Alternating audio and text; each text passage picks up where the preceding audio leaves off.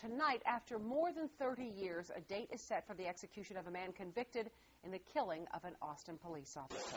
David Lee Powell is on death row right now for shooting and killing Officer Ralph Ablanedo in 1978.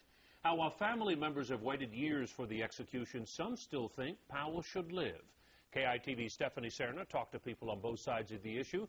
She joins us now live from the newsroom. Stephanie?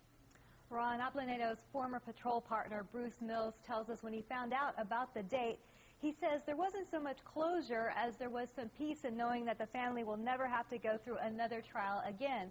However, there are some groups out there that say Powell is a reformed man and that he shouldn't be executed. The execution date has been set. David Lee Powell, who was sentenced to die for killing Officer Ralph Ablanedo, will finally be put to death. Powell will be executed by lethal injection June 15th. Bruce Mills was Ablanedo's partner on the force. Mills is now married to Ablanedo's widow. We talked to him on the phone today. I know that Ms. Ablanedo at one point had said that she did want to attend, and certainly if she does, I'm, perfectly willing to, sit next to her and support her.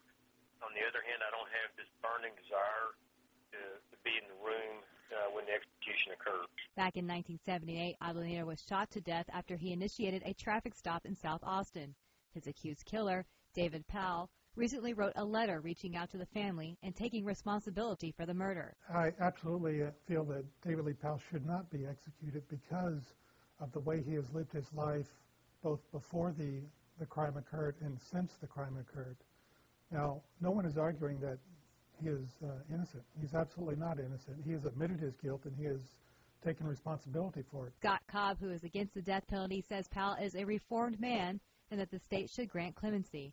But Mills says this is personal. I respect their opinion for, when you generalize about death penalty. But until they have walked in those shoes, I don't believe they can feel that emotion.